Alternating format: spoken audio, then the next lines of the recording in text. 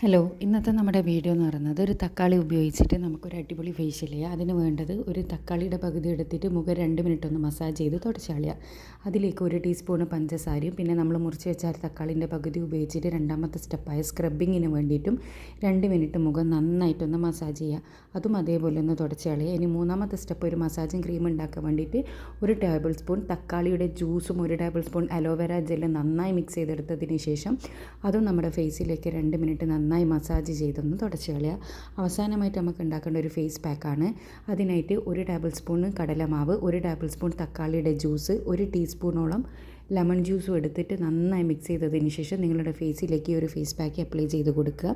അത് 2 minute massage ചെയ്ത് തന്നെ അപ്ലൈ ചെയ്തിട്ട് 20 മിനിറ്റ് ഫേസിൽ അങ്ങനെ വെക്കുക. 20 മിനിറ്റിന് ശേഷം സാധാരണ വെള്ളത്തിൽ കഴുകിക്കളയാനാണെങ്കിൽ നിങ്ങൾ ബ്യൂട്ടി പാർലറിൽ പോയെല്ലാം ഫേഷ്യൽ ചെയ്യുന്നതിനേക്കാൾ നിറവും തിളക്കവും കിട്ടാൻ സഹായിക്കുന്ന ഒരു അടിപൊളി ഫേഷ്യൽ സ്റ്റെപ്സാണിത്. എല്ലാവരും ഒന്ന് ട്രൈ ചെയ്ത് നോക്കുക. Thanks for watching.